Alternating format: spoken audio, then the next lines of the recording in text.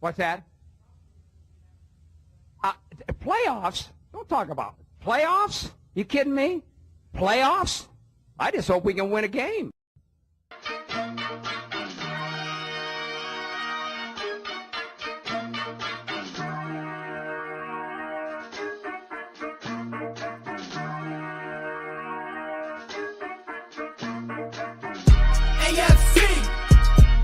AFC South.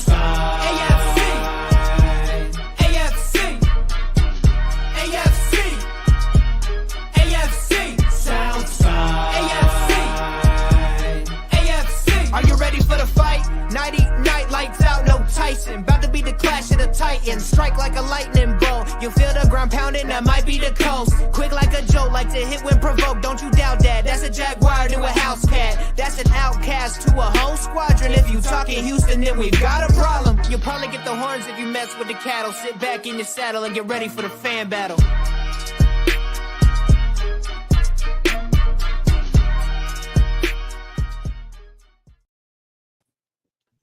Guys, welcome back to the AFC South Fan Battle Podcast. As you know, I've been kind of running things while somebody has been getting transitioned. Now that it is done, let's welcome back Samuel, a.k.a. Sammy Difficulties. I am back. What transition was I supposedly getting, Matt? Please do tell the class. From a Jags fan to a Texans fan. I mean, you already got one son that's a Texans fan. Literally would never. No, stopped becoming a Texans fan when J.J. Watt retired. Anyways, hello everybody. Whoa. I thought she was busy getting reelected to the Jalen Ramsey fan club. That would literally never happen either. Unopposed. She's running unopposed. She was down there trying to get him out of that speeding ticket. You know, that's what she's doing. Anyways, back in the saddle. Hello, everybody, and thank you for tuning in to the AFC South Fan Battle Podcast. I am Samantha Ornette. I am back. I've been on a hiatus. I've been extremely busy. It's been rough. Yeah, there's been a whole lot going on. What's up, guys? What's up, Harish? Bro, do you see how much has gone on in the last 18 years? I haven't seen you. I've been shitting so much on my GM that I hate the entire organization at this point. I probably hate my organization more than you hate the Jags. I love the Jags default. To be fair, it's one of my biggest downfalls in life is the fact that I love them. However, I think that it's just in the cards for the Colts that they just always are going to have an old quarterback. You just couldn't. God, I hate it so much. As soon as they said Joe Flacco's a starter, I wanted to jump off of a bridge. I was like, "Are you kidding me? I laughed. Crap again." I laughed so hard when I saw that. I was like, it literally is in the cards for the Colts to have old, washed-up quarterbacks. That's just where we're at, and that's just where we are at. You know what the worst part is? I tried really hard, really, really hard to believe in Shane Steichen, and only after 20 weeks, I'm done. I've given up. I want a new head coach. Blow the whole thing up. I'm so done with this whole regime. We'll trade you Taylor later on. I'll trade your Taylor for Shane right now. Straight up. We'll just trade him. Shane Steichen? Yeah. I'll trade him in a heartbeat. Well, we'll dive into that a little bit later. But speaking of firing people, the Bears. Does anybody want to talk about the Bears? Well, are you going to introduce the rest of us or just the Harish? Oh, my bad. I thought it. Yeah, you got to introduce the coolest guy on the show. Yeah. Sorry. My bad. All right. My bad. So for the Colts, you already heard him go off on his tangent. Harish Nukala. Anyway, so where were we? No, I'm just kidding. All right. For the Texans, Matt Briggs. What up? Let's go. That's it. All right. Short and sweet. Representing the Jaguars, we have the third best Josh Allen. Wrong. You have to introduce me as your mom's favorite Josh Allen because that's. Whoa, she forgot. I think she might be retracting that statement. I don't know. We're gonna have to do polling for that. And representing the Titans, we have the only person from the Titans who would show up. I mean, God love him because he actually came through. Ken Moore, how are you? What's up, everybody? Good to be here. Yeah, I don't know why my Band Brothers, haven't During shown the, up, but during the Mayo, during the Vince Mayo was coma, great. during the Mayo coma. They're in hell So- like elements. I've been thinking a lot about the show, and like I've missed it a lot. I've missed being on here, and although not watching the sport, watching the sport this season has not been fun, obviously, for me. But I, like you kind of reflect on past episodes. We've had some really like cool, like guests. We've had Jimmy Smith, we've had Tom McManus, we've had Michael Griffin. We've had all kinds of people on the show, right? This is what, 6th season, 5th season? What season are we? 6 seasons. 8. That's How much time insane. you've missed. 6 seasons, okay? But the one show that I can't get out of my head because it keeps popping back into my memories like generational trauma is when what's his face had the Tennessee, what did he call it? Tennessee. Yeah, Michael. He literally took mayonnaise and put it in Tennessee whiskey and drank it on the show. It's who is that? Michael forgot his Newsom. Michael. No. Yeah, Michael. No, see, We I think asked that him was to come the. back I think that was the. I think that was the beginning of the end for me. I couldn't do it. Ken, you got your whiskey and mayo ready? Nah, brother. Thank you. I No, appreciate that. sir. No, He said, not today. not No. my quarterback. I, for one, greatly appreciate the fact that you are not going to do that because I think that was kind of the downfall. I think I missed a lot of shows because every time I'd get on here, I'd just have like these flashbacks of him drinking the mayo and whiskey and what? But we got some Titans fans in the chat, so that's good. And thank you, Ken. We appreciate you coming on when the other ones wouldn't. So take this as a what should we say? We need Titans commentators, right? Do we? Do we? I mean, they all say the same things. I don't think Titans commentators want Titans commentators. I think they think, just want to like watch the games in peace. Titans commentators are usually too busy looking at shirtless pictures of Derrick Henry and crying he's no longer on their team. Crying into them now. Yeah. Yeah. I want to get your feedback on that because he's broken some records, some career records, and man, that's going to be good to dive into. All right, NFL news, Matt. Let's go. The Bears head coach. I tried to do it, but you were like, "No, Sam, have you forgotten?" And yes, I have forgotten. Okay, it's been a while. I figured it was like riding a bike. We don't need pre-production, right? I just jump on here, but no, I got to go screw it up. Here we are. It's just the same old song and dance. I'm back, Yeah, baby. it's cute that you pretend that we did pre-production before. We didn't really. We did. Yeah, we did the first. We winged it all the time. We did it the first 2 seasons, and then we, acted like we were pros. That was cute. Remember that? Anyways, go ahead, Matt. Break it down for us. Oh yeah, the Bears fired their OC after a loss against the Patriots. So, I mean, It's too bad the Jaguars didn't do that. Well, we won. Does Shotgun know that that's allowed? Someone should text him. Let him know. Like, hey, I man. think all of us, every team right here, or except maybe the Titans, would be okay. We fire our OC right now. So, Well, I don't know that we have a functioning OC because our OC doesn't do anything because our coaches call us to plays. right. There. Yeah, I'm saying. Jim Bob Cooter, what a guy. Jim Bob Cooter. That's a former Jaguar. That is a great name. though. It is That's a great name. It's amazing. also a not so great OC. Not like he's the OC, but we'll talk about that. But yeah, Thomas Brown now takes OC play calls, and he is the former head coach of the Rams. So, yeah, I mean, I don't think it's big news, but That's how you know it's the beginning of the So end. there's rumors, as I'm sitting here reading, there's rumors for the in 2025 for the Bears to hire Mike Vrabel. I would be an excellent hire.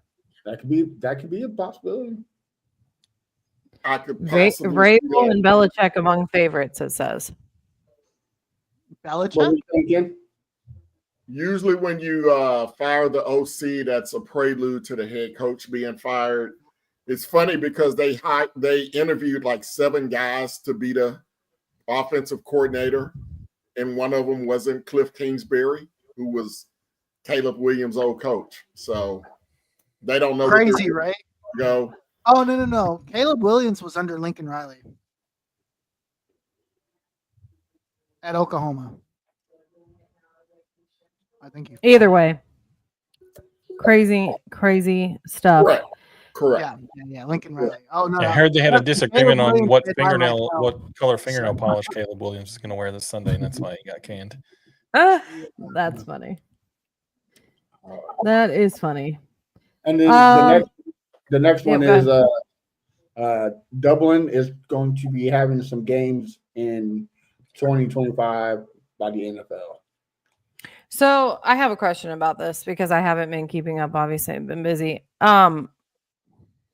Has there been any talks about like how far, or has anybody seen any news about how far they plan on taking this? Like how like, forever. The way that Goodell has talked about it, they're expanding it. They're adding like 2 or 3 more games next year. The way this dude is talking about it, he does not want it to ever end.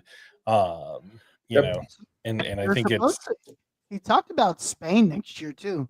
Yep. Spain. so they're just going to basically have like a Europe tour.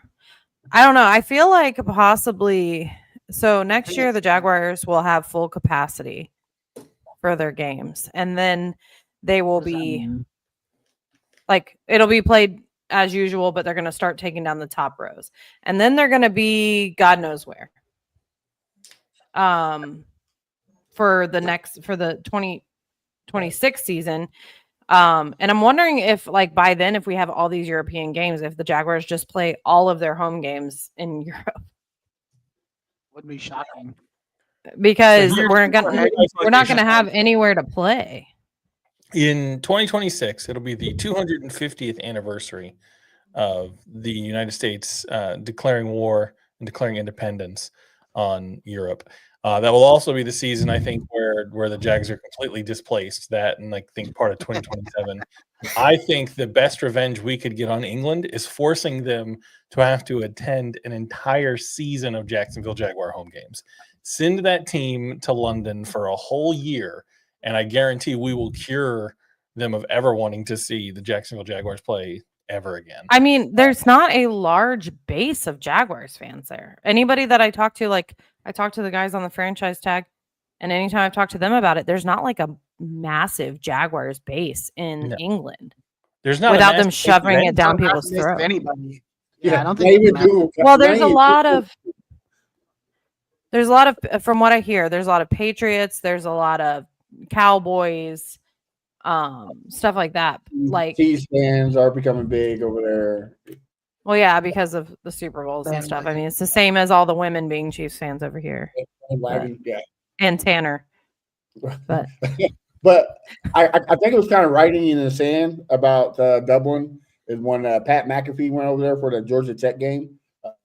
That went wild, and it was like one of the biggest things in sports this year.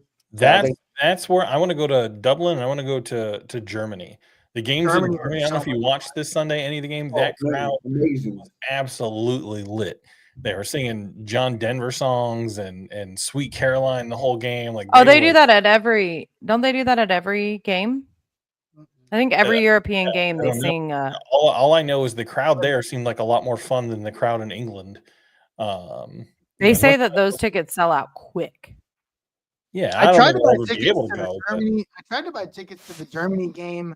The Colts went to last year, and I couldn't. Can we talk about this guy's username? Hold on. What? Poppy Papsmear. Poppy Papsmear says, "Have a Friday night game." So interestingly enough, once the college football season starts, there is an FCC, Federal Communications Commission rule in place.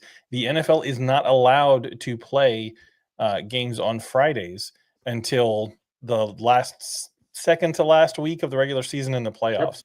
That is owned. The Friday nights are owned exclusively by NCAA football. The NFL is not allowed to have Friday night games, regardless of whether they're played in the United States or elsewhere. They're not allowed to have live nationwide broadcasts of games on Friday. Really? Even after is that to stop a monopoly? Probably. I don't know. I'd have to go back and look at the history of it. Is it really a monopoly though? Hold on, Ken. Go ahead, Ken, because their mic's overpowered. Yeah, okay. No, that's fine. It's to protect the high schools. Oh, okay. That makes sense. That makes sense. That makes sense.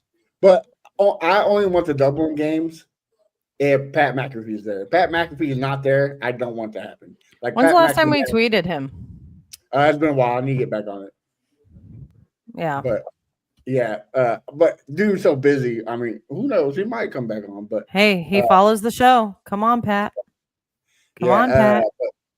We don't want a Dublin game without Pat McAfee. He's the one that makes it live. So, yeah, if they don't have him, I don't want it. Sound like a closet Colts fan over there. And Pat McAfee's turned really 4-letter words for me. So Yeah. it is what it is. All right. Well, any more NFL news, Matt? A quick one. Patrick Mahomes and Travis Kelce's house got burglarized this weekend. Oh, shoot. I did not hear about this one. Let me pull this one up. Yeah. I didn't know about this either. Crazy that it was them two. Like, do they live next to each other? I know they're not next to each other, but in the Same neighborhood. same area. That's crazy. Yeah, I mean, Here we go. Travis really- TMZ. Let's pull up TMZ. yeah, because they're all Sources familiar with the situation tell TMZ Travis Kelce and Taylor Swift didn't take any chance during last month's break. Oh, last month. Oh, it was last month? I read it was this weekend. Well, yeah, no, they just updated it. Last month's break-in at his home. Our sources say Travis and Taylor stayed at a downtown Kansas City hotel on the night of October 7th burglary after the Chiefs' Monday Night Football showdown with the Saints at Arrowhead Stadium. We're told Taylor and Travis's security wasn't playing around after the break-in. And then it says they've obtained more information on the Travis Kelce break-in, with police report stating his home was broken into around 7:33 p.m. on Monday, October 7th, shortly after Monday Night Football kicked off. According to the document, $20,000 in cash was taken and his back door was damaged. Here's a hot tip: don't leave $20,000 in cash laying around in your house, regardless of where you live. He has that $4 million Pfizer money. That can change. That's like those leaving $20 around. So it says Mahomes case, officials say they're investigating it. I guess the original thing said it was on October 8th. I wonder if it would be funny if this was Jackson Mahomes. That kind of I mean, come on. So Pat Mahomes, it doesn't say what was taken, but Travis Kelce has a very specific amount of money and stuff taken. Where was Patrick, or where was Jackson? Just saying. Where was Jackson? Probably was he doing TikTok assaulting somebody in a bar. Or that too. Well, I do want to say something real quick about not the crappy Kelce, but the good Kelce. Can we please quit giving this man a hard time? Which one? Jason, you're talking about? Yeah, everybody's upset with what he did at the Penn State game. Like, don't bug the man while he's trying to be in peace. Like, I get it. But you got to be better than that. Like, I get it. The dude was a tool. What he said was moronic. What did he say? What happened? What happened? So he comes up to, I can Jason try to pull it up, and he says to him, basically, I'm not going to say the actual word because we'll get demonetized across all platforms. But he's taunting him about his brother dating Taylor Swift. He's basically like, "What is it? How does it feel that your brother's gay because he's dating Taylor Swift?" And he drops the F word, slur. The Kelce turns around, takes his phone, and smashes it on the concrete. Now, don't get me wrong, it was hilarious. But if you're Kelce in that scenario, you got to know they're baiting you into getting a reaction, because everybody wants to be a YouTuber now. I can show it. Play it if y'all want me to. Is it beeped out? What the guy says to him? Share your screen. You know how to share, Sam? Hey. You watch that tone. Well, I get what you're saying. Fairness, your camera's not on and you're talking. So that's why I was asking. Yes, I know. I get what you're saying, Josh. You're 100% right. But to say that this man deserves to be canceled on every platform and gets fired, that's a little much. No, that's stupid too. Right. But he owned it. He came on and he did exactly what he should. He said, "Hey, I shouldn't react that way. What the guy said was wrong, but I got to be better and I can't, boom, move on. It is what it is." Now, if he does it 3 or 4 more times, then somebody's got to have a conversation with him and say, like, "Hey, dude, you got to control your temper." But Yeah, no, I don't care. I'm over it, done with it. Whatever. Everybody's trying to cancel him is just looking for attention. There's morons. I forgot about it, so that's how much I care. Yeah, exactly. Yeah. I agree with Josh. It was hilarious. I thought it was pretty funny. I thought it was funny too. What he Then I also deserved. forgot I mean, There's a lot of people in this world that just need to be punched in the face, right? People have gotten way too bold, way too daring with what they say to other folks, and like some You ready?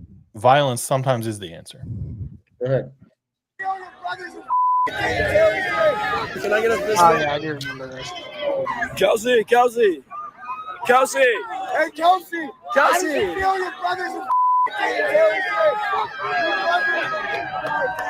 can I get a fist bump?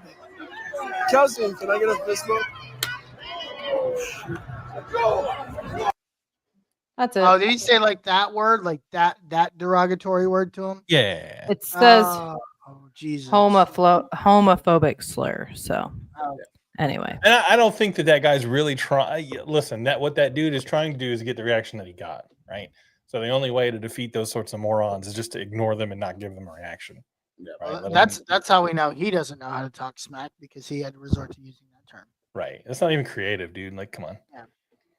well, and on top of that, I probably wouldn't have apologized. I would have sent him a check for a new phone, maybe, and been like, "Get out of my face next time." But that's just me. I wouldn't have done anything. Like, don't be talking smack about my family, bro. That's on you. Sorry. Well, you know how people are nowadays. They'll sue them for emotional Well, then damage. hold on, Harish. If you don't want people talking about your family, then you need to get on Texas Twitter because they are roasting BT. Oh no! Oh no! Oh no! Please, Family, no! not losers. Before we jump into the teams, we have a lot of questions, so we need to jump in the teams. But I want to hear this. He's No, your I was family, just kidding. I was just calling It's your BT family. Harish's cousin. I was making a jibe Damn. at Harish, but Damn. Dang Damn. it. Too bad. I love you, buddy.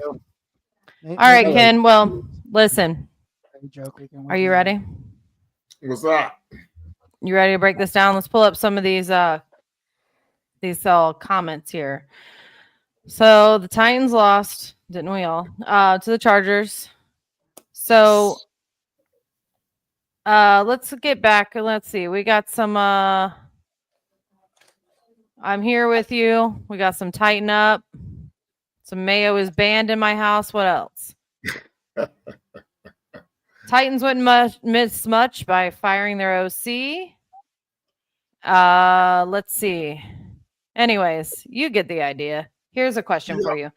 Do you believe in Will Levis? This is Evan Payne. Do you believe in Will Levis? Tank or nah? I think we're all on the road to tanking, but we'll get there. No, I do not believe in Will Levis. I believe he sucks.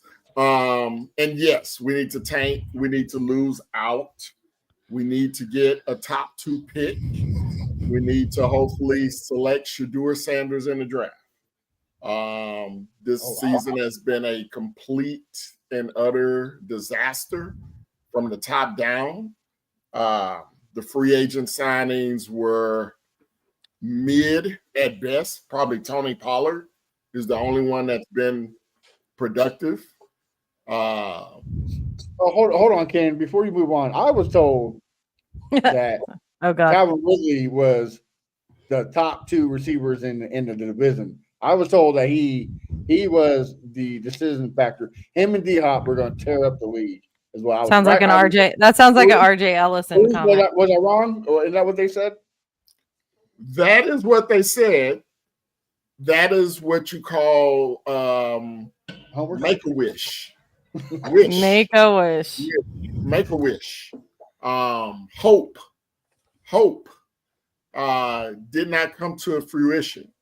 Calvin Ridley's good, but he is massively overpaid as he was in Jacksonville. He's massively overpaid in Tennessee.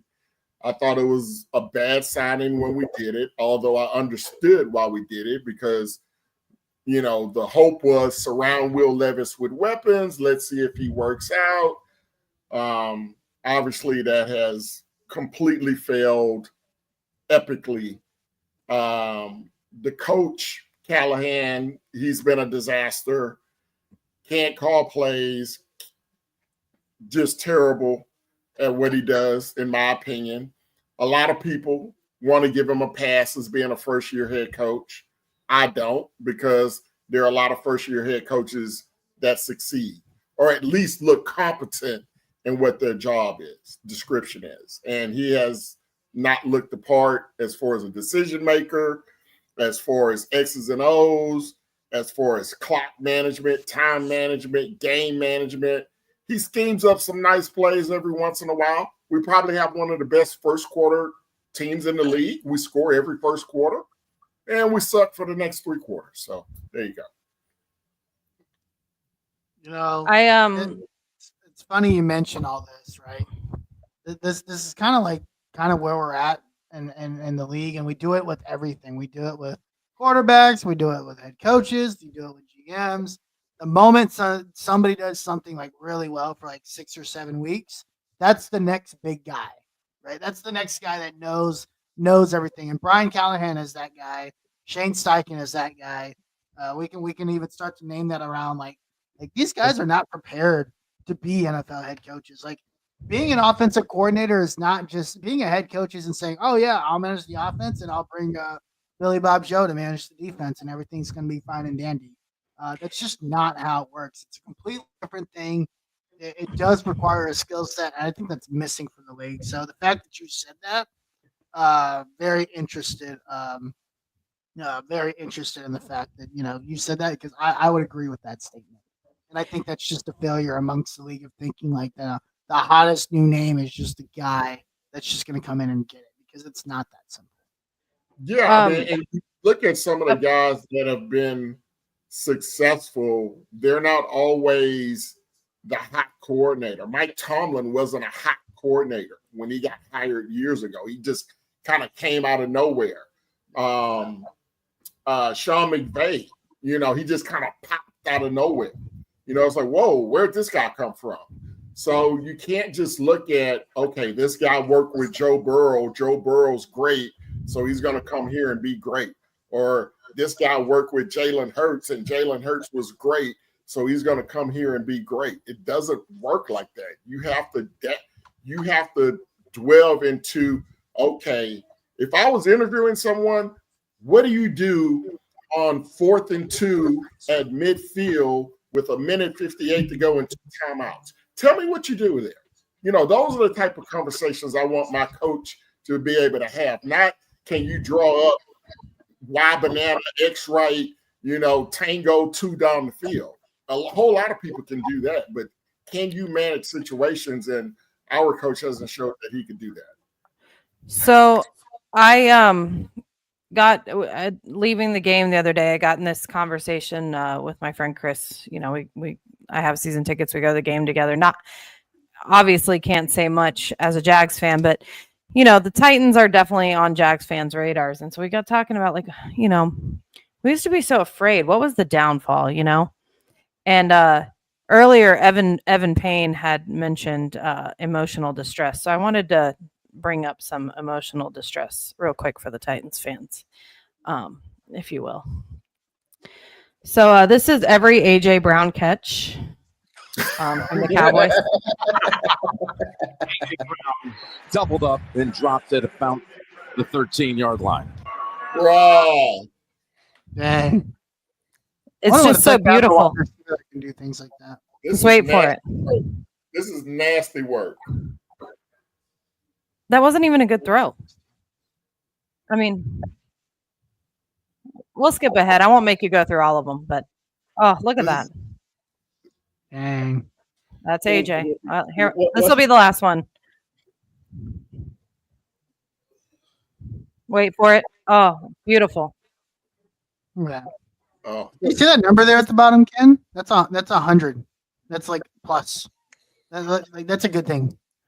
So what's next? Some clips of Derrick Henry. Don't put this man in early grade. I mean, I can do that. But anyways, It's not I don't want to put you. He's about to pull out the bleeps.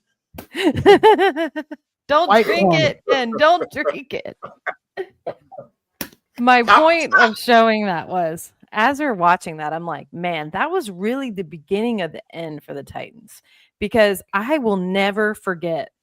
I think we were on stream during the draft, and they're like, the Titans just traded AJ Brown, and then it was literally all downhill from there. Then Vrabel goes, and the rest is history. So what are you thinking? What was the beginning of the end for you? Oh, that was it. I'll tell you a quick story.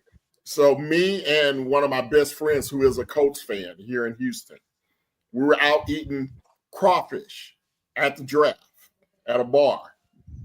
And I'm watching the screen, and I see the scroll, AJ Brown traded to Eagles. Crazy. And I'm like, what? Like, I literally could not eat the rest of my crawfish. And if you're from Texas, we eat crawfish like crawfish down here in the springtime. Yes, sir. And I'm sitting there with one of my best friends who's a Colts fan. He is dying laughing. He is having the time of his life. Because is your best friend Maurice Nucala?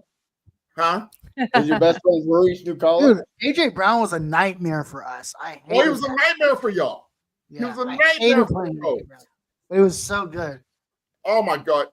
He can't really tease me now because the Colts are so bad and he's so upset like Harish at Shane Steichen. But that was the worst draft day experience I think I've ever experienced.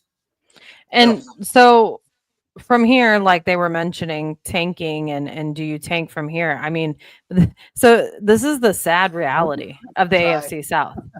It's like we're all trying to tank except for the Texans, which, we'll get to that. But I don't know if they're trying to. We're trying to tank. Yeah, we're trying to tank. I don't know if you're trying to tank. You're trying to win. I feel like at this point, though, there's no hope. Like all hope is lost. The AFC South, like what could have been, like what happened? We were literal content. Like everybody was talking about us last year and the year before, and then look where we're at. This is just insane. But so where do you think, after watching this game versus the Chargers, what are the needs? What needs do the Titans need in order to at least you feel secure? Wow, that's a great question. A time machine? I mean, to reverse some trades. First they have to realize where the holes are. Everybody thinks we have a great defense. Oh, the Titans have number one defense in the NFL. Well, the defense sucks in the red zone.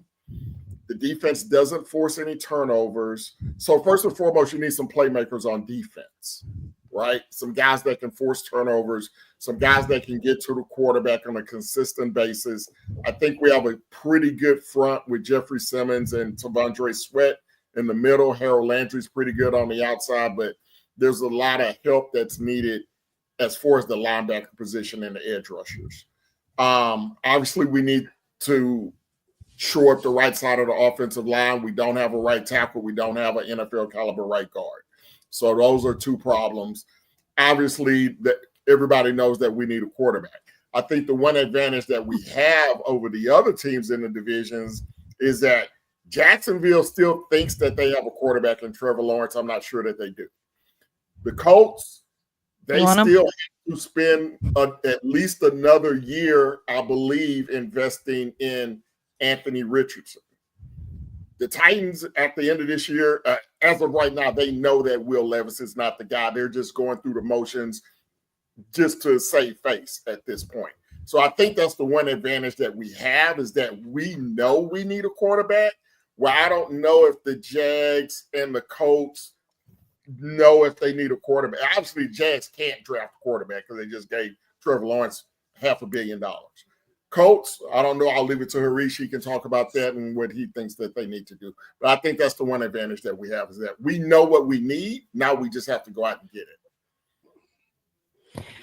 Well, yeah. What do you think?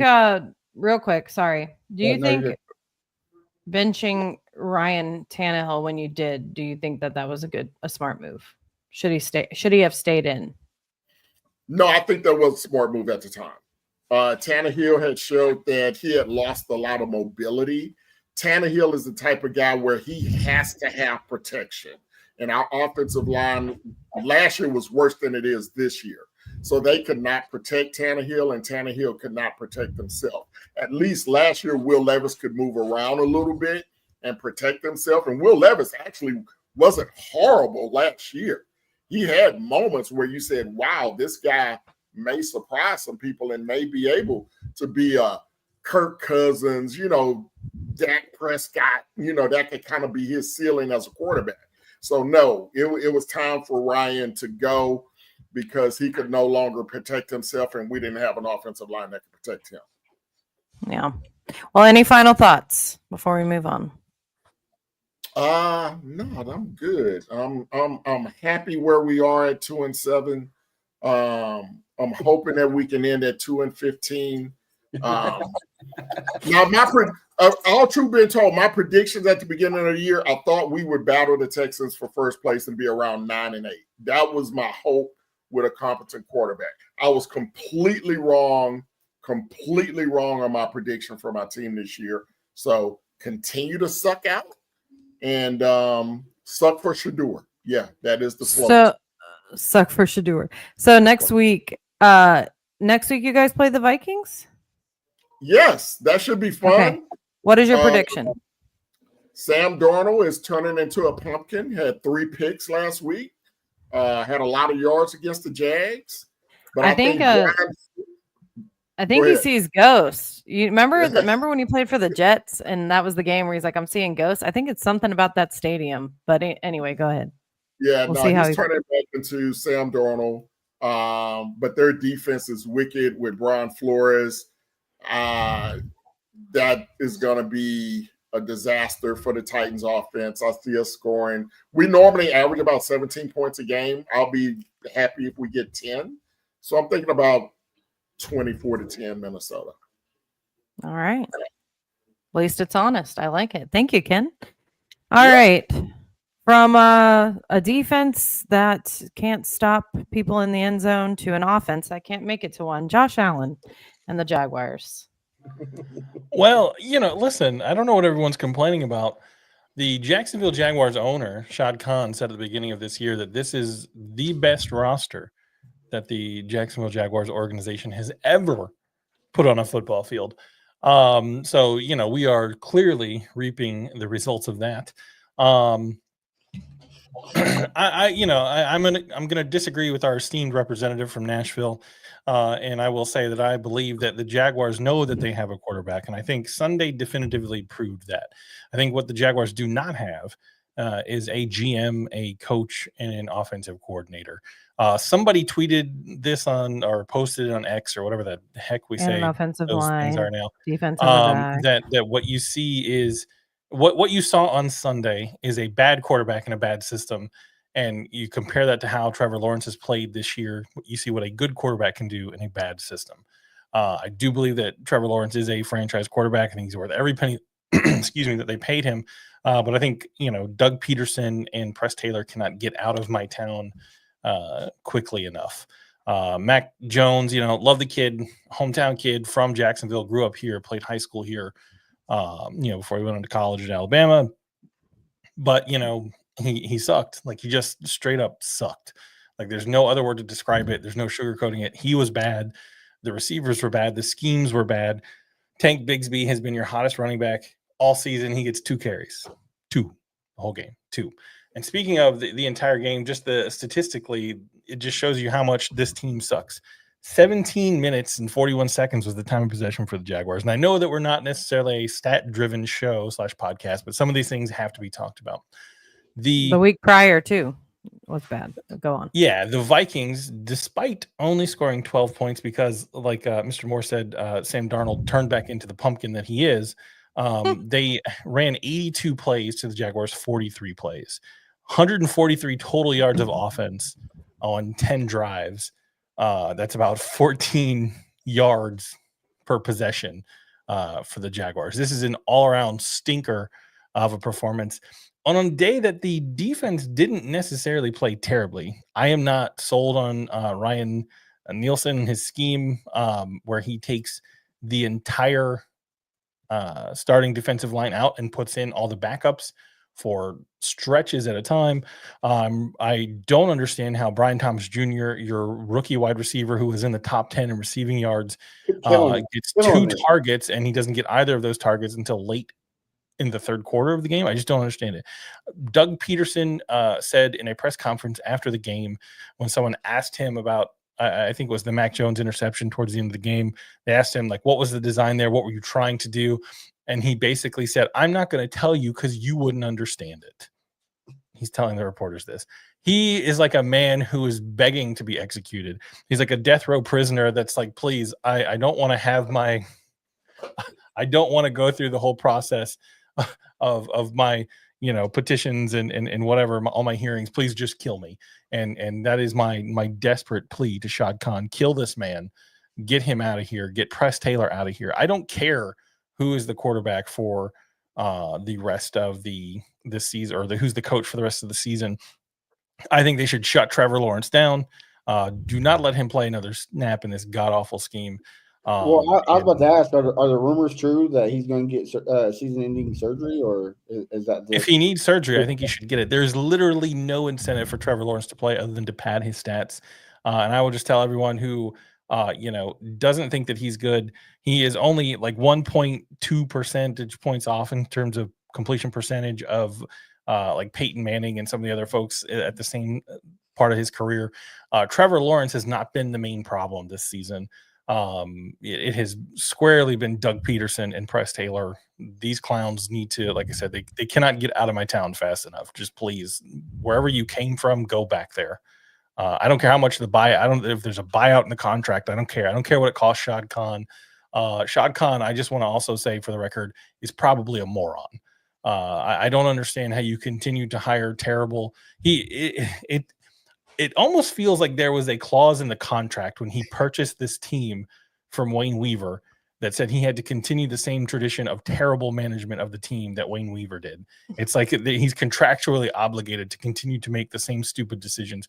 It is statistically improbable, darn near statistically impossible for a team to be as bad as the Jacksonville Jaguars have been consistently over the course of the 30 years they have been a franchise. It is god awful, the football that people in Jacksonville have been subjected to. And then the last thing I'll say, and then I'll open it up for questions or comments, is and you put on top of that, the organization has always acted as though it is the community's responsibility to spend money and support this team even when they suck. And I tell you, Jacksonville Jaguar fans, those of you who are buying tickets, those of you who are going to games, I think the only thing that's going to tell these people to knock it off or maybe send a message is to stop spending money on the team. I have not spent a dime on the Jacksonville Jaguars this season, and I intend to not spend a dime. I have bought no merch, no hats. I've not been to any games. I have not done anything. They are not getting a penny more of my money, at the very least, until Doug Peterson and Press Taylor are gone, and possibly until they prove that they can hire someone competent in their stead. I just saw that comment. No, I personally do not want a quarterback. I believe Trevor Lawrence is a good quarterback. I think he is the quarterback that we need to have on this roster. I have seen with my own eyes, and I know I said I was done, but I'm going to do one last thing because I don't know, Sam has something to say. I have seen bad quarterback play with my own eyes, both on television and in person. I'm going to give you a little sample of the quarterbacks that have started games for the Jacksonville Jaguars over the years. Ever heard of Steve Matthews? Anybody know who that is? Jonathan Quinn, Jay Fiedler, Jamie Martin. I couldn't tell you if Jamie Martin walked into this room and said you had to tell me that I had to give you his name or he's going to kill me. I'm going to die. I don't know who he is. Todd Bowman, Trent Edwards, Luke McCown, Chad Henne, Cody Kessler, Mike Glennon, Jake Luton.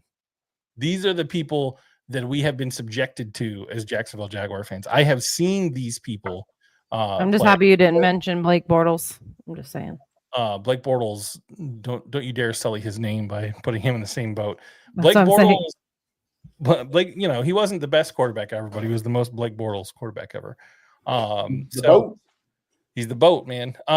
Listen, Blake Bortles is the only quarterback that get the Jaguars within a hair's breadth of a Super Bowl appearance. So, everybody. That was the defense.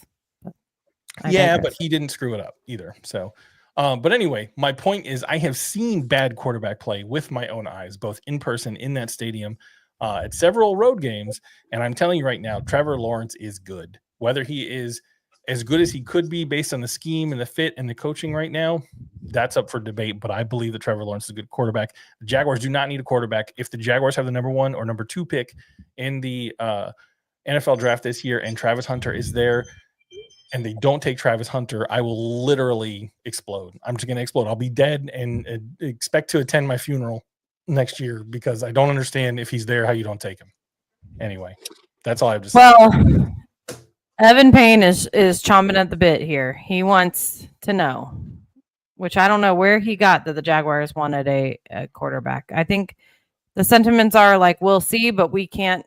But as far as what I'm seeing from Jags fans on Jags Twitter, well, like we can't tell until we get weapons and protection. That being said, Evan Payne wants to know, Ken Moore, I guess, because we already know how you feel, Josh.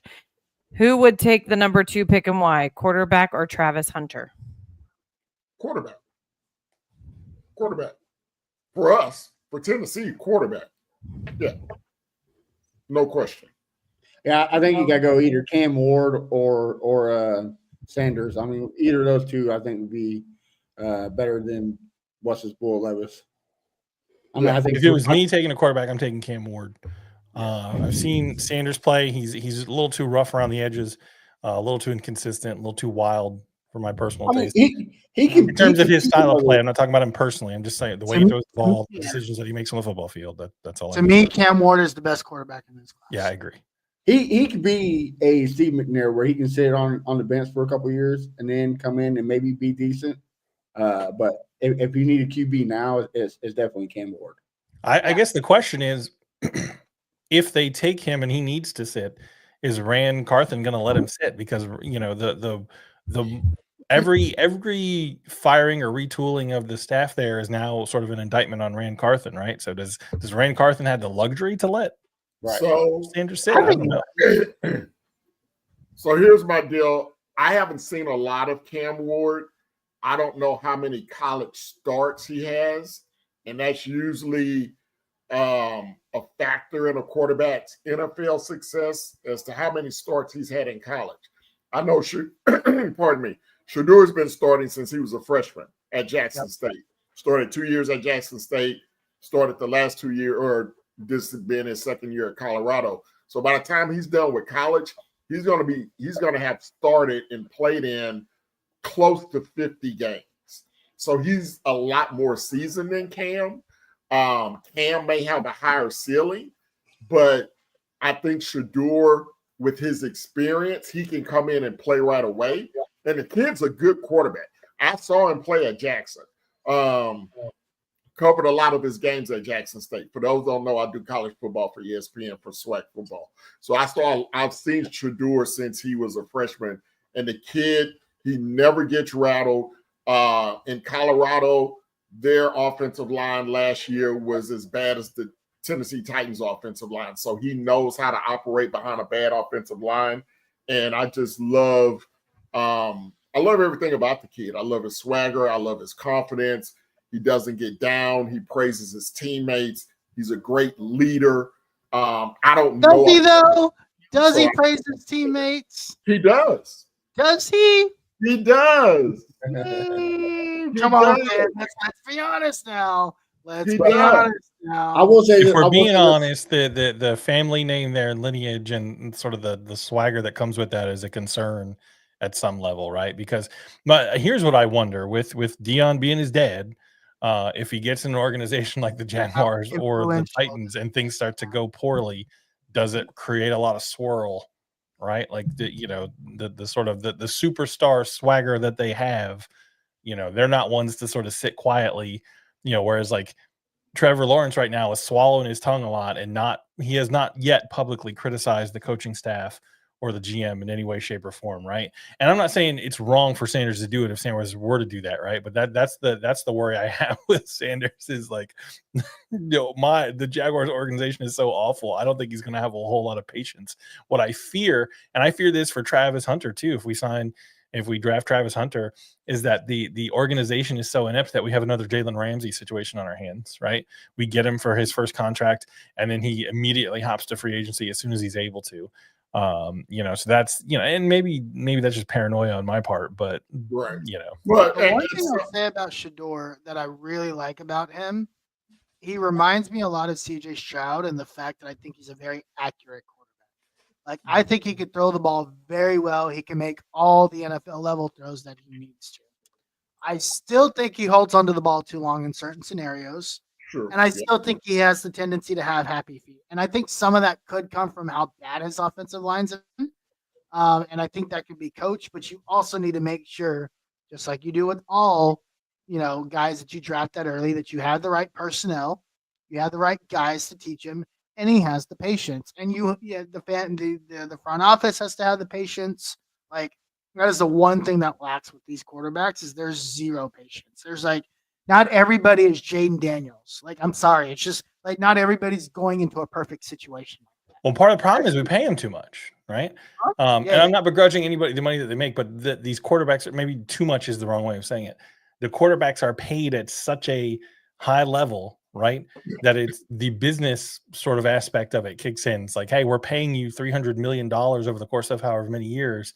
We need results right now. We need a return on our investment. It becomes less about the long-term growth and development of the player than it is like, I need a return on that investment I've given you.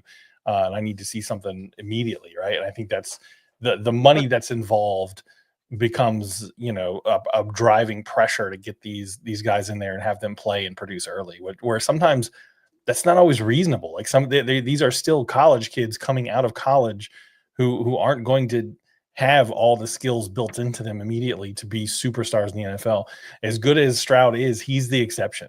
Like, he is 100% the exception, not only as an OSU quarterback, but as a rookie quarterback in general. Like, him coming in and having the start that he had is not what normally happens with these rookie quarterbacks. And Jaden, they put in the investment. They put in the investment for before he got there, though, right? They put a team in place for him. They didn't just throw him into the wild. There was a team. Caserio spent 2 to 3 years building up a defense. It's not perfect. It's not great, but they put him in a great situation. They gave him a couple of weapons based on his skill set. I've now turned to the assumption that every quarterback is a system quarterback. It is up to the GM and the head coach to put together a system that matches the skill set of that quarterback because you do need the ROI. And Harish would know that because he's used to having old guys as quarterbacks. Keep going. Yeah, and the system doesn't work for the old craps that we put in there.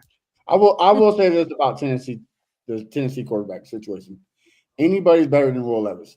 Samuel Burnett can go out there right now and be the quarterback for the Tennessee Titans right now. All right?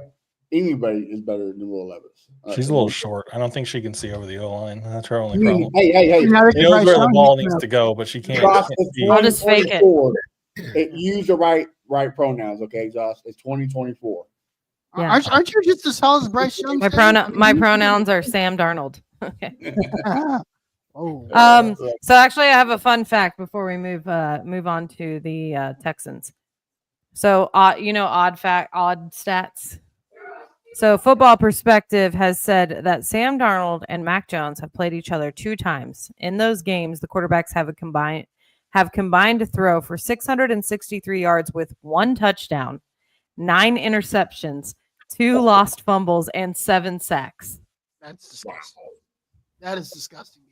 So, a new litmus test of people I'm going to talk to about Jaguars football is, if I hear you as a Jaguars fan say that you believe Mac Jones is better than Trevor Lawrence, I'm immediately just discounting every opinion you have on football from here on out. You're just an idiot. Yeah. I mean, he's no Gardner Minshew. That's right. And I hate saying it. Again, Mac Jones, a local kid, grew up here. Yeah, we had a local kid. We got rid of Shaq Quarterman. Never mind. I hear you. Like, it's nothing personal, Mac Jones. You just suck.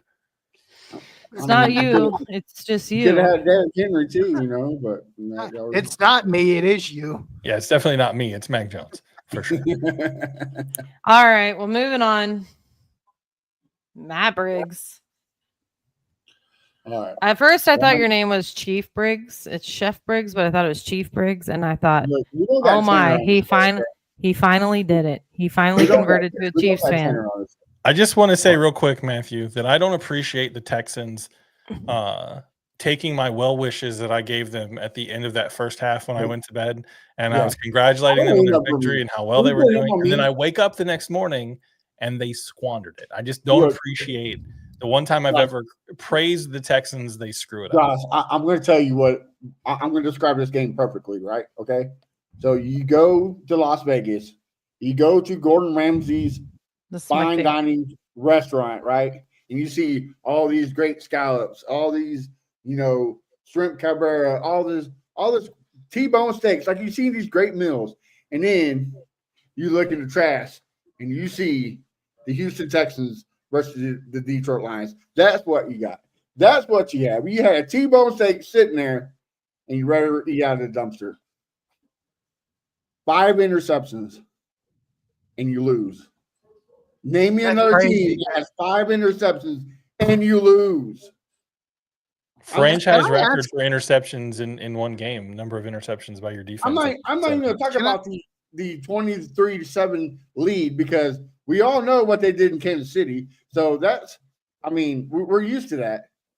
But All year I've been saying your new uniforms look like the Atlanta Falcons. They blew a 28-3 lead. You guys blew a 23-7 lead. The similarity. The only difference is you weren't in the Super Bowl. But still, here's like you said, Josh. We're not a stat podcast.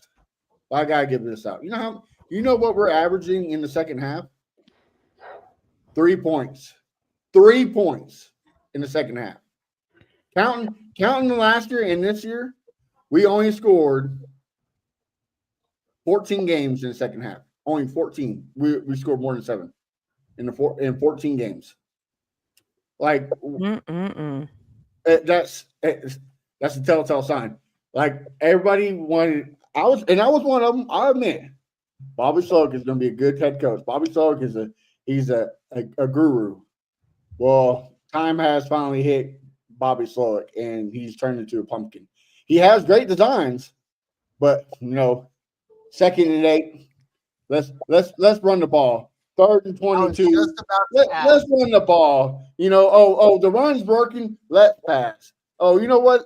What's a great call? Let's toss the ball to the running back in end zone so they can fumble it. Like, I think there was one drive where they ran it up the middle, offset like to the left, and then got like a yard and a half, and then they did a halfback sweep to one side, and it got nothing. Did a halfback sweep to the other side, got nothing, and then they had to punt. And then they throw a wide receiver screen. Like, what are you doing? Isn't there did you guys see the videos that I sent you guys the other day? It was like in the second quarter and beyond, like the EPA for the Texans is like negative. And over the last 2 years, it's like -40. That they're losing like 40 points a season just based on the way that they call plays. And I agree with That's a lot of points. That's hard to use that as a turning point, but still, just the play calls and it's not the play calls the whole game. It's just the second half. The first half, we can't sit here and say that you can be like, oh, there's CJ Stroud. He got time. He's making CJ Stroud plays. And then second half comes. There he goes. Like, oh, CJ Stroud's not it. Oh, the Texans are fraud, Yeah, there's goofy play Yeah, calls but on CJ long down Stroud and is not the problem, right? I don't think He's not the problem. He's not the problem. That's what I'm trying to say. Those Bobby goofy Sloak play is- calls on long down and distance do 2 things, in my opinion. They do one, they're just momentum killers. They get the offense can't get in a rhythm. They get out of sync. They kill the momentum, and then it causes a bunch of short drives back to back, and the defense stays fresh. So you're not wearing the defenses out like you guys were last year, because that's what you guys are doing. You guys didn't need to score a whole lot of points in the second half of games going into the last half of last season, because you just worn teams out up one side and down the other, and the defenses were exhausted, and you had a lead, and you just sort of held on to it. But I think, I'm not sold on the EPA stats and some of the higher analytics stuff, necessarily being a guarantee that you would have scored more points, but it definitely kills drives, definitely gets you out of a rhythm, and definitely helps the defense stay well rested later into the game. So I'm not either, but if you look at like the Texans, right, and how they're losing games and the score that they're losing games by, like over time, that EPA does matter because look, even if they were like an EPA, or it was like minus 58 over the last 2 years, even if they were like a minus 35, that's 50, like 20 points. That could equivalents like 1 or 2 more wins. Here's the thing. Here's the thing. They have teams ranked by who has the most third and longs, longer than 10 yards. The second place team is at 38. You know what the Texans at first place is? 50 something. 54. Yeah, 54. That gap is ridiculous. CJ Stroud's been hit 72 times, the most in the NFL. Like, and we got people saying CJ Stroud's the problem. Oh, it's the sophomore slump. No, was Nico Collins being out the problem? I think it's a dumb decision they did on that, and that's another thing I have a problem with. They came out and said we set Nico Collins because the division lost. That's the only reason why they set Nico Collins. If the Colts would have won, they played Nico Collins. I have a funny it doesn't make any sense. For the fantasy owners, but not Texans fans out there. Here's a funny one for you. Me, when I find the person who waited all day long to rule out Nico Collins. Shotgun. I just want to talk to him. Dad, this is ridiculous. I just want to talk to him. I just want to talk to him. I just want to talk to him. I just want to shoot him. I just want to talk to him. You can't shoot him. Wait, what? What are you doing? I just. So if you had Nico in fantasy. That's my fantasy team, by the way. I've won 5 in a row. It's dumb. And yes, I do. You're right, Sam. I do think he makes a difference because we wouldn't have. He's practicing this week. Well, I mean, it's only Tuesday. They usually don't. He didn't practice all week last week either. No, it's saying he will practice. He will practice this week. They're reporting that he will practice this week. We had a game high of 12 drop passes. We had Tank Dell drop passes, Robert Woods drop passes, Dalton Schultz, Cade Stover. The only 2 that didn't drop passes was Hutchinson and Mechie.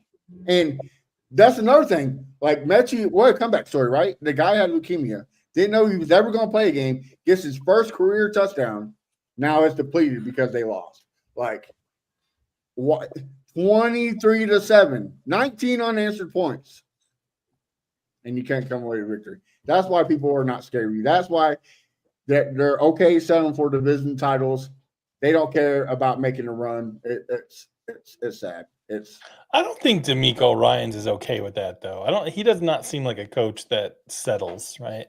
Well, whether he's got it all figured out to make that push to get deeper in the playoffs, and obviously you guys want a Super Bowl appearance and maybe even a win. Whether he's got all that figured out yet, I don't think he is sitting back and saying, "Well, we're okay with this," and this is. I don't look at DeMeco Ryans and like at the same vein that you look at like the Titans coach and be like, man, this guy's just completely incompetent. Well, and let's just look at the standings, Matt. Like, I feel like you're like maybe not like sitting in a mansion, right? Like maybe you're like in a bigger house while the rest of us are sitting in shacks. You guys are sitting here at 6-4. The Colts are at 4-6. The Titans are at 2-7, and the Jaguars are at 2-8. Okay, the Colts go on a 6-game win streak, and we lose. We're not going on a 6-game win streak. I'm just saying. I'm just saying. Guys, hold on. It's honesty hour. It's honesty hour. We got some people watching on the stream, and we got some people on Twitter. It's time for the truth. We all suck really bad. Yeah, absolutely. But one of us is going to go to the playoffs. All I'm going to say, it's a lock. You lose in the first round, like always. It's a lock that the Texans will make the playoffs. They have a 97% chance to make the playoffs as it's right now. It's a lock, guaranteed. Take out a second mortgage. Take out a second mortgage on your house. Take it to your bookie. Bet the whole thing. The Texans are going to the playoffs. The Jags had a 90 right now. Jags had a 99% chance of making the playoffs. And they did. If I can tell you, that is absolutely not why I bring that up, Matt. That is absolutely not. I would never wish the same voodoo on you. Yeah, I had a question for you. Okay. Because you're obviously frustrated about the game and how it went. If CJ Stroud is not late to Tank Dell when he's 15 yards wide open and he makes the throw on time, it's very likely you guys win that ball game. That was the turning point of the ball game right there. Yeah. That one play. So my question is, but Robert Woods dropped touchdown is a turning point too. He shouldn't have dropped that easy catch. But go ahead. Yeah, I'm feeling you. Go ahead. I got you. So my question is, how much does your tone change if you win that game 30-26? Because that's not a pick in the end zone. Instead, it's a touchdown to Tank Dell. Do you still have the same criticisms of your offensive coordinator? Yeah, absolutely. Okay. Because it's the same story every game. The only team really blew out this year was the Patriots. I mean, that's not the team. If we didn't go out to go get a Stephon Diggs, yes, he's hurt. I get it. If we didn't go out and get Joe Mixon, we didn't go get all these pieces just to be winning games by 3 points. Sorry, probably the same boat as the rest of us, honestly. I would tell you though, I think this is where I think Houston fans have an unreasonable expectation. I've heard people other than Matt say that they think that their offense should be blowing teams out on the regular, right? The average margin of victory for NFL games over the course of the history of the NFL is like 6 points or less, right? Yeah. So the real litmus test which your team failed and the Jaguars have failed many times, is when you get into these weird, wacky, closely contested games like you had Sunday night, your defense is getting 5 turnovers and it comes down to a possession or two. Can you more often than not find a way to win those games? Now, right now, I think actually the Texans more often than not this year and last year have won those games. Last night, or this past week's game, they didn't. But I think the litmus test isn't do you blow teams out on the regular.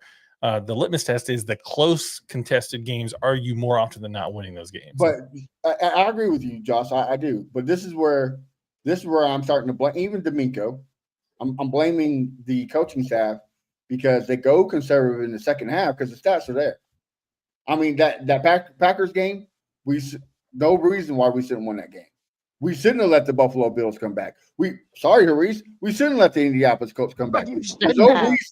There's no reasons why we should let them come back. Do they go conservative, or are teams making adjustments because they figured out slowly? No. No, you're right. They are making adjustments, but I mean, that's a legit question. I don't know. I don't know. I also think after this, we'll have to move on to Colts because we are running over time. Mm-hmm. Real quick, a quick thought, because watching that Colts game, it almost felt like they were intentionally finding ways for the Colts to get back. Like if you look at like the fumble at the end of that game, like why are you making that type of call at that point? Exactly. Well, this is real quick, and I'll move on. It's them going conservative, and you're right, Josh. It's them making adjustments, and then it's the Texans saying it's okay. We don't need to make adjustments. We'll coast by. Obviously, you won't coast by. You got to make adjustments, and that's why we'll not make a deep playoff run because they refuse to make adjustments, especially in the second half. I'm done. I'm out. All right, real quick before we move to the Colts, Evan Payne has a question, and we'll keep this brief, yes or no, okay? Because he wants to know. Does Deion Sanders, he says, does Prime go to the NFL if both kids leave the program this year? We're speaking of Deion Sanders. Yes or no? So. No. What do you think, Ken? No. That's all around nose. Yeah. Just to be an a-hole, I'm going to say yes. All right, moving on. I don't know. I mean, depends on if people pay him, but yeah, we'll see. But anyways, all right, Harish, you said you had a lot to say. You've got a history of old timers in your franchise, and I'm just going to let you go off before we shut this thing down. So let's hear it. Hit us with it. Played this first football game, right? And so, no, not the first. It felt like the first. We played the football game. The first 2 possessions of the game, interception. Who throws an interception on a freaking screen pass? Like, how are you throwing the ball behind the receiver on a freaking screen pass? I was pretty much done with that game at that point. So I just sit there and I'm just saying, all right, well, let's just see what happens. You come back into the game. Jonathan Taylor, he has a couple runs. You're running the ball well. And then, you know what? Joe Flacco comes out. He's got a couple good passes. Fumble. The thing that pisses me off the most about this organization right now, after the game, Shane Steichen's being asked, hey, are you going to go back to Anthony Richardson? Which, number one, was a stupid reason to come off of him in the first place. And the answer that he gave was, Joe Flacco's a leader. Joe Flacco's a what? Is he leading? Joe Flacco's a leader. What exactly is he leading? The all-pro interception team. To me, he's leading like the world's greatest interception team of all time. There's Joe Flacco has 6 turnovers in 2 games. People were so pissed about Anthony Richardson, turnovers. He had 6 in 6 games. But Anthony Richardson was apparently the problem. The problem in Indianapolis is that Chris Ballard should have been fired 3 years ago, and he wasn't. Frank Reich was fired 2 years too late.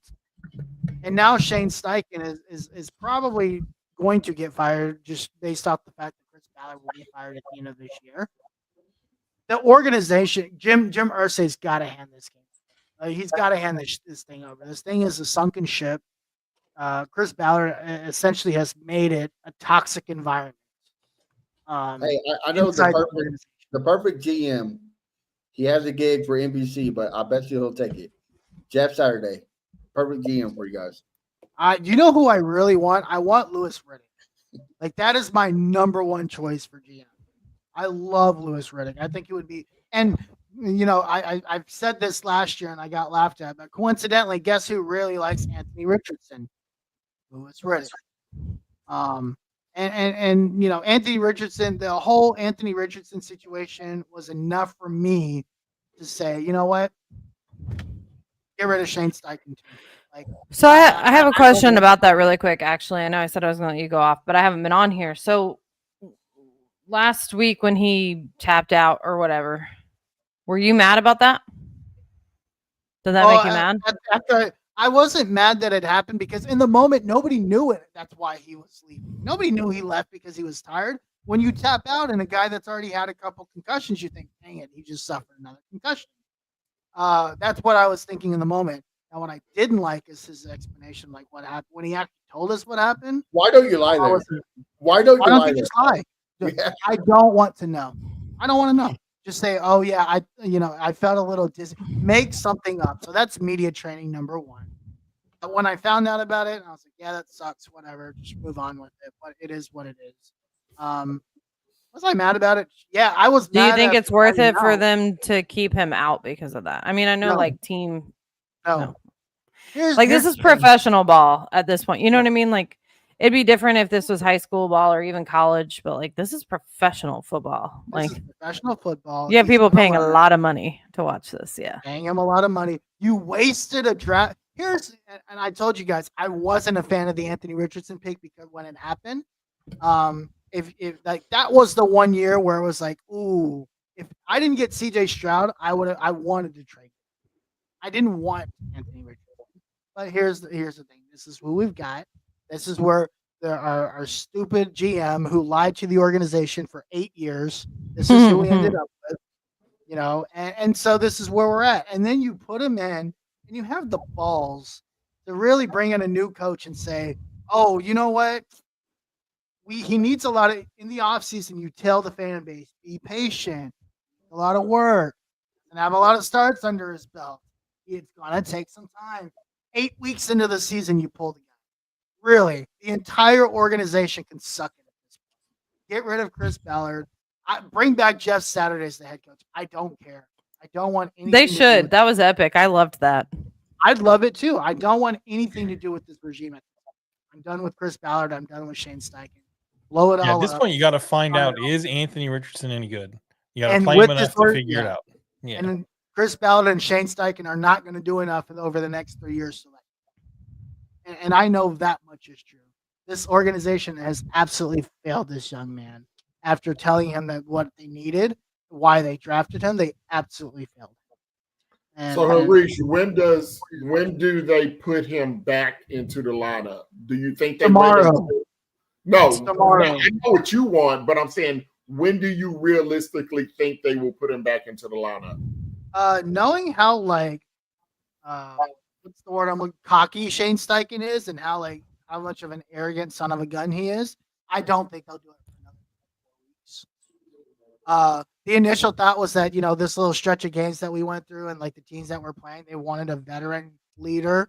So probably what is that? The Lions. I think after that there's maybe one more top team that they're gonna play, and then they move back to it, because I don't think we're gonna win any of those games. We're not winning this weekend. We're not beating the Lions. We're not beating whoever the hell we're playing after that.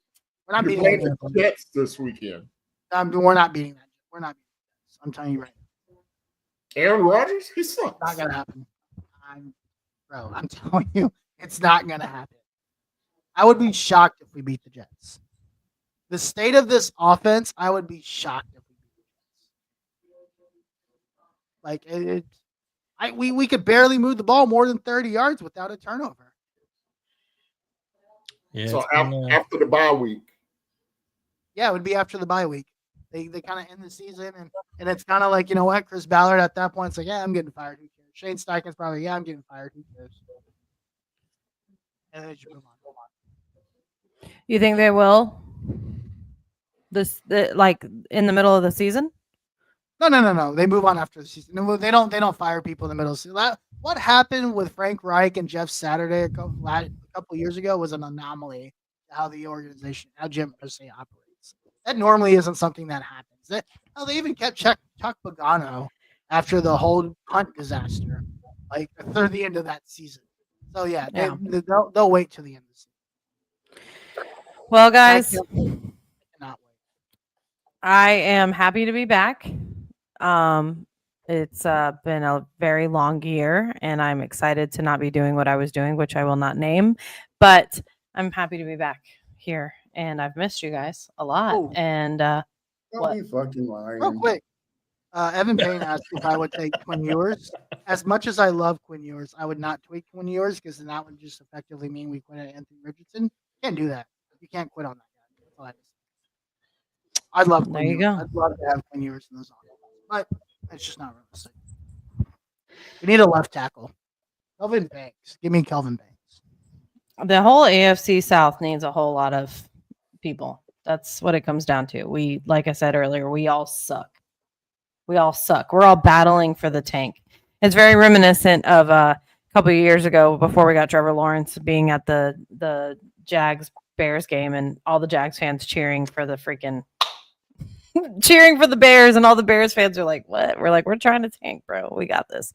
Anyway, I'm happy to be back. I've missed you guys. Can't wait to finish out the season. It's been a long time coming. And Ken, it was nice to be on a show with you, your first time.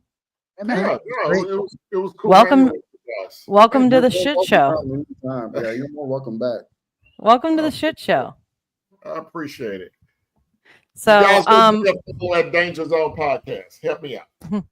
Yeah, that's what I was about to say. Tell us, because I especially for the audio listeners, I want them to hear. Tell us where to find you on socials and everything like that. Yeah, so you guys can find me on YouTube at Danger-Zone. Put the hyphen in the middle of the Danger Zone Podcast. On Twitter at KMore Sports. And then if you guys are fans of SWAC college football, you can find me most Saturdays on ESPN Plus calling college football for ESPN. So there you go. Awesome. Well, Harish down here has a Longhorns podcast too, so you guys might have to hook them. Yep. Sure. Y'all might have to do a little collab there as well. All right, Matt, go ahead. Where do we find you? Yeah, you can find me everywhere at A1 Day One Texans, and of course Wednesday nights on the Texans Fan Battle Podcast. Two of our guys, Crenshaw and Keno the Messenger, dropped the new Texans anthem. A horrible time because the team is sucking, but it's a good song. It gets you pumped, so make sure you check that out everywhere on Spotify and Apple Music. Crenshaw is my favorite Texans fan, by the way. Don't tell Matt Briggs. All right, Josh Allen. Don't go there. You said You have undying love for VT, just like you do Jalen Ramsey. I will literally get in my car right now, and I will drive to Kansas City to Arrowhead Stadium, where I know I'll find you because you're actually a fan of them, and I will beat you up. Anyways, moving on. Third best, Josh Allen, go. You can find me on X or Twitter or whatever we call it now. Josh Gives Up. You can also find my autographed picture on Sam's mom's refrigerator. Oh my God. Harish. That's good. That's funny. Yeah, you can find me on Twitter at the Uncle Gandhi. Of course, Thursday nights with my boy Tim Wayne and the Texas Longhorns Fan Battle Podcast. And then Tuesday nights, obviously not tonight, but Tuesday nights with the Horseshoe Mob Boys, where we talk about how much we hate Chris Ballard. Well, actually, I talk about how much we hate Chris Ballard. Tuesday nights on the Horseshoe Mob Podcast. And you can find me, Sammy Football with an I, on Twix, and also our podcast, AFC South Fan Battle, on Twix as well at AFC SFB. I didn't mess it up even after being gone all this time. Thank you guys. Thank you for tuning in. We will see you next week, and I will be here. Sam loves Jalen Ramsey. Sit back in your saddle and get ready for the fan battle.